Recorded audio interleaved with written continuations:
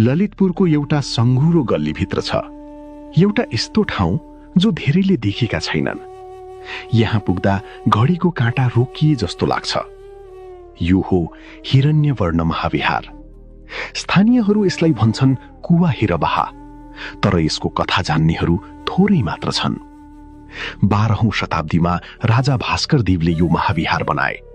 त्यसपछि पुस्तौं पुस्ता यसलाई माया गर्दै आए, जोगाउँदै आए, अनि आज पनि यो उत्तिकै जीवित छ। मुख्य ढोकाबाटै छिर्दा मन अचम्मित हुन्छ। सुनको पानी चढाइएका 3 तले छाना, काठमा यति बारीक काम कि हेर्दा हेर्दै आँखा थाक्छन्, मन भने थाक्दैन। भित्र पस्दा देखिन्छन् बुद्ध, लोकेश्वर, अष्टमातृका, पुराना ताम्रपत्रहरू, शिलालेखहरू। हरेक कुनामा कुनै न कुनै रहस्य लुकेको छ।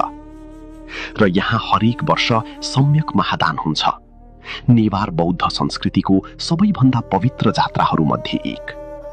हिरण्यवर्ण महाविहार यो सिर्फ एउटा मन्दिर होइन, यो हाम्रो पुर्खाहरूको श्रद्धा हो, उनीहरूको सीप हो र हाम्रो पहिचान हो।